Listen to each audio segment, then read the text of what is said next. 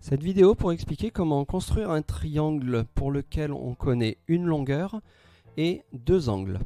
Il faut donc utiliser le rapporteur parce que ces mesures d'angle vont nous servir.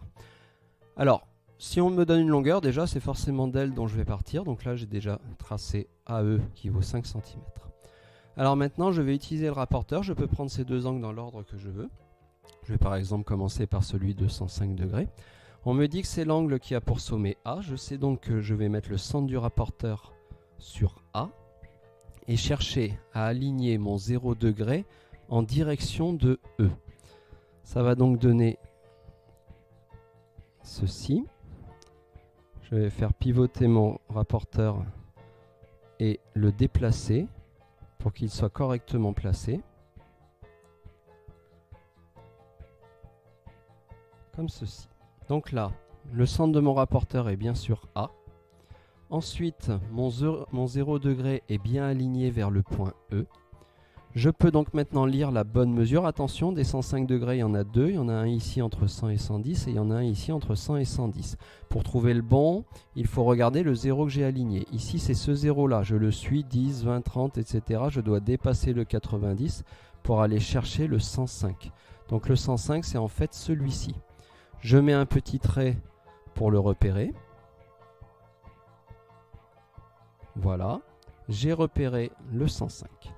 Maintenant, je vais redéplacer mon rapporteur.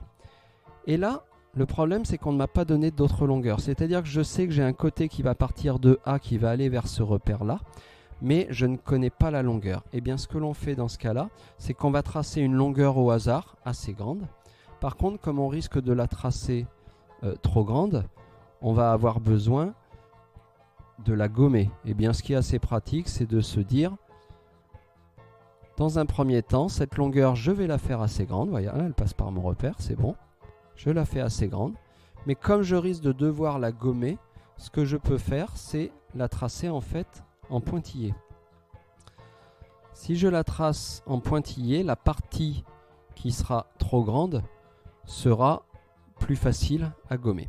Donc là, j'ai ici le 105 degrés. Il est bien là, ce 105 degrés, et une longueur que je ne connais pas.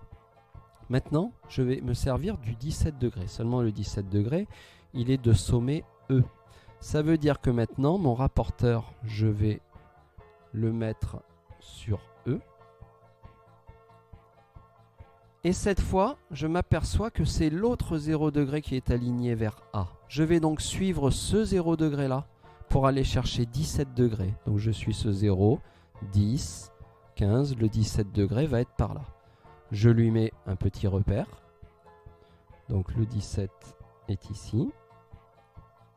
J'ai mis le petit repère. Donc je peux pousser mon rapporteur. Voilà. Et maintenant, ce repère, je pourrais me dire, je vais faire pareil, je vais tracer en pointillé. Mais non, parce que moi, je veux directement maintenant tracer ce qui va rejoindre les pointillés. Donc je vais pouvoir le faire directement en trait plein. Donc je pars de E, je vais suivre le 17 degrés, et cette fois en traçant directement la longueur précise qui rejoint les pointillés en passant sur mon repère. Voilà. Là maintenant mon triangle devait s'appeler le triangle AEI. Ça veut dire que là je viens en fait de trouver le point I. Et maintenant, pour vraiment terminer mon triangle, je peux ensuite repasser en trait plein la partie AI, gommer les pointillés qui dépassaient. Et là, mon triangle est bon, c'est-à-dire que j'ai bien de 5 cm pour AE, j'ai bien l'angle A qui fait 105 degrés, je l'avais pris au rapporteur, et j'ai bien l'angle E qui fait 17 degrés que j'ai également pris au rapporteur.